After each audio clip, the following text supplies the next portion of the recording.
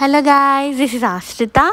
ఈరోజు సండే అంటే వీకెండ్ అంటే ఏవో ఒక ప్లాన్స్ ఉండాలి కదా. సో మనం ఈరోజు మ్యాచ్ చూడడానికి మా ఊర్లో ఉన్న ఆర్డిటి స్టేడియంకి వెళ్తున్నాం. నిజం చెప్పాలంటే లైవ్గా మ్యాచ్ చూడడానికి వెళ్ళడం ఇదే ఫస్ట్ టైం. నాకు కొంచెం టెన్షన్ ఉంది అండ్ చాలా ఎక్సైట్మెంట్ ఉంది. ఐ నో ఇది ఒక చిన్న మ్యాచే అని, కానీ ఫస్ట్ టైం వెళ్ళినప్పుడు అదంతా ఉంటుంది కదా. ఇంకా ఫస్ట్ వెళ్ళగానే అక్కడ ఎవ్వరు లేరు. లిటరలీ నేను, నాతో పాటు వచ్చిన మా మేడం ఉన్నారు, అంతే, ఇంకెవ్వరు లేరు. మ్యాచ్ స్టార్ట్ అయినాక కరెక్ట్గా హాఫ్ అన్ అవర్ 45 minutesకి మొత్తం అందరు వచ్చేసారు. అసలు ప్లేసే లేదు రూమ్లో. ఇక్కడ బ్యాట్ స్వింగ్ చేస్తున్న అతను శ్రేయస్ అయ్యర్.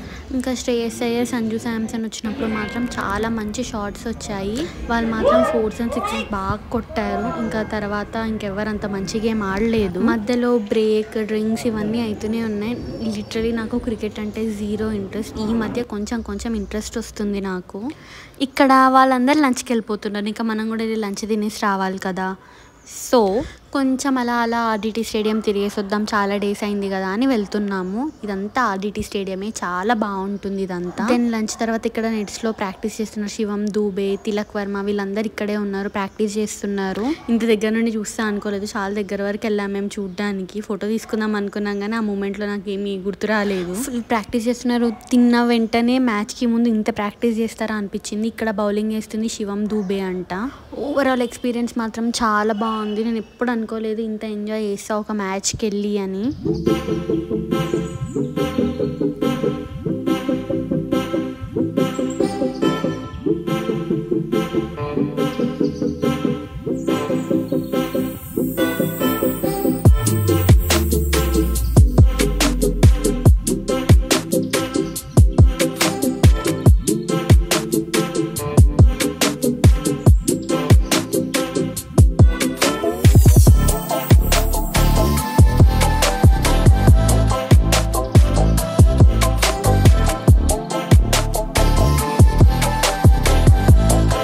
గ్రౌండ్ బిలో కూడా మ్యాచ్ అవుతుందంటే అక్కడ కూడా ఒకసారి చూద్దాము అని గ్రౌండ్ బికి వచ్చాము.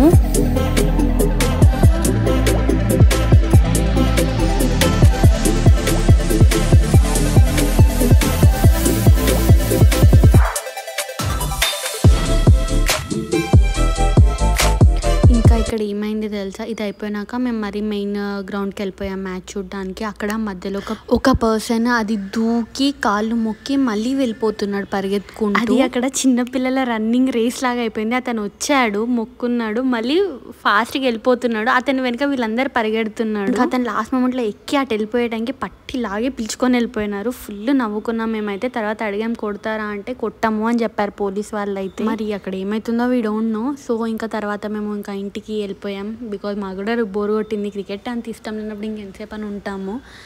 ఇంకా రిటర్న్ వచ్చేసాం.